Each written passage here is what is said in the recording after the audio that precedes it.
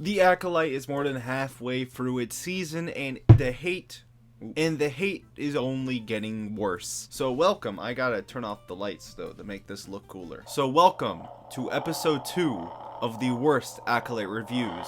The fandom strikes back.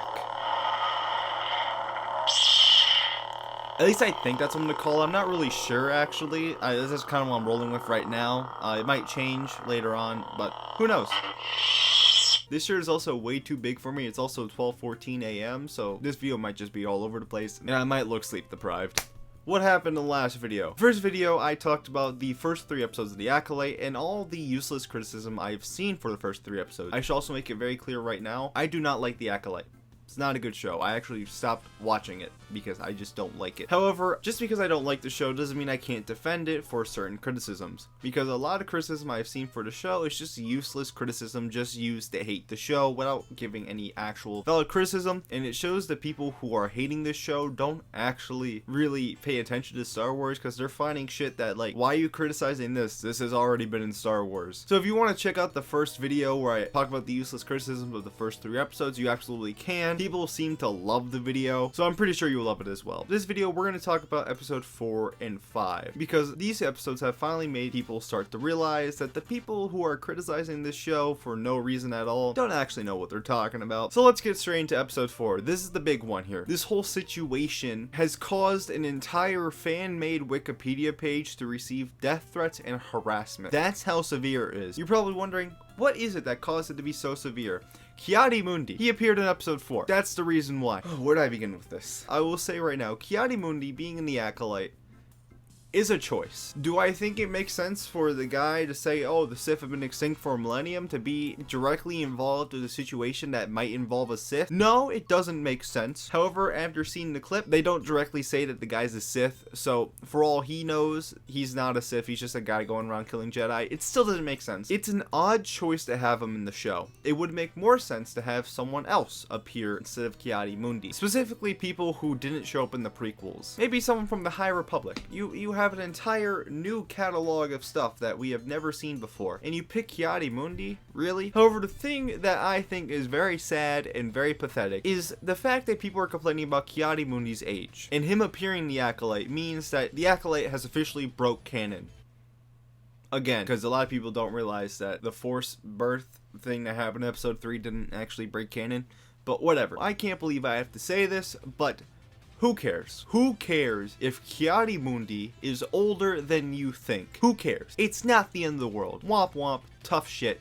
Move on. And I also have to say this very quickly. If something breaks lore in Star Wars and your evidence is Legends material, you have immediately lost that battle. Because I hate to tell you, but Legends was never canon. A lot of people that are criticizing the show and claim that it breaks canon state Legends as the example. And then when people are like, oh, well, you know, that's not canon, they're like, well, yes, it is. When that just simply isn't true. George Lucas himself never considered it canon. Nothing in Legends was considered canon to George Lucas. George Lucas saw Legends as a big toolbox of ideas. That's where Coruscant came from. So no, Legends is not canon. George Lucas himself never considered it canon. I want to state an example related to Legends material, because if you say the Legends is canon and actually doesn't break continuity, I hate to be the bearer of bad news for you. Originally in Legends, Boba Fett is not Boba Fett. The story we know from Attack of the Clones isn't actually what happened in Legends. In Legends, his name was Jaster Muriel. He was not a Mandalorian, because Mandalorians were extinct, and originally he was a stormtrooper, but then after that he decided to become a bounty hunter and named himself Boba Fett. But I don't think that's canon. Legends was never canon. I hate to break it to you. Now, it'd be totally valid if something broke canon and you used evidence from canon content. And the only stuff that you should ever consider canon is the movies as well as the live-action TV shows and the animated TV shows from the Clone Wars onward. You can't even really consider the books and comic books canon because those can easily be retconned. Kanan Jarrus' origin from the comics is different than what it was in canon. So the only stuff you really can consider canon is the movies and the show. That's it. Half of Ki-Adi-Mundi's criticism is valid, the other half isn't. Let's move on to episode 5, the episode that people actually think is pretty solid. And I personally haven't seen it, but I've seen a good chunk of the action, and the action looks really good. I think it looks fantastic. However, there's some things that show that people aren't really paying attention. The first one is how come the Jedi did not sense the Sith Lord who appears in the Acolyte? Well, that's stupid.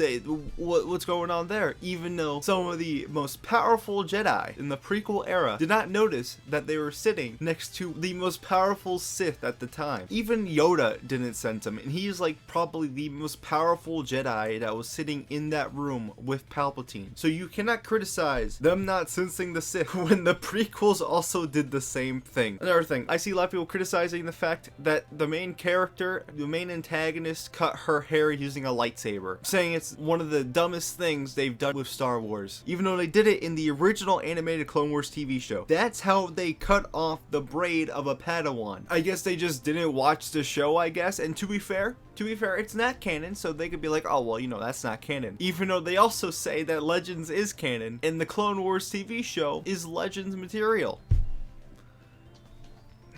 Whatever. Another thing, the final thing, this really dumb piece of criticism is that, well, I guess the Sith weren't extinct for a millennium after all. They were never extinct. It's not like as if Palpatine and Darth Maul just randomly appeared in the Phantom Menace. No, they have been around for a while. Palpatine has been around for a while. Palpatine was trained by Plagueis. Plagueis was around. I thought he was extinct because the Jedi said the Sith were extinct for a millennium. What do you mean there was Plagueis and Palpatine and Darth Maul? What's the big idea here? The Sith were never extinct. That's the entire point of the Phantom Menace. The entire point of the Phantom Menace is to prove that the Jedi were wrong, that the Sith were not extinct. They were around the whole time, waiting for the perfect moment to reveal themselves. Please, watch the movies. I don't even like the Phantom Menace. I think it's a terrible movie. I have fallen asleep through the Phantom Menace so many times, yet I know that. I know that by heart, by brain. I am so intelligent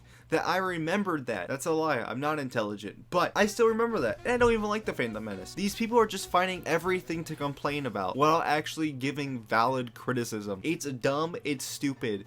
Please, hate your show with reason.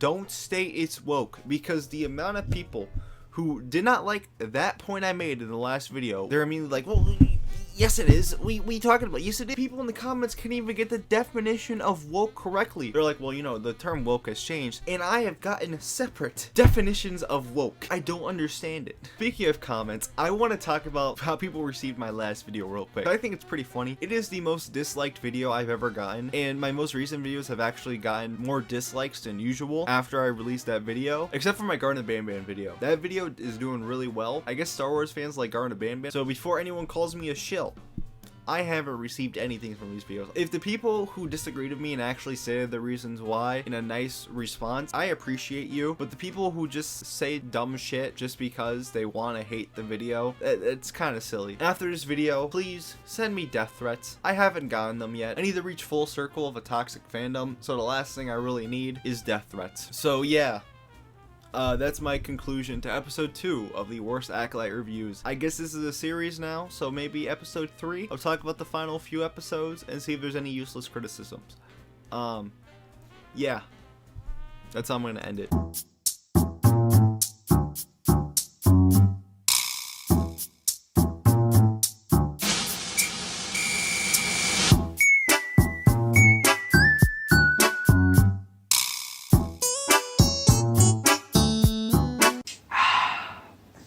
Hey!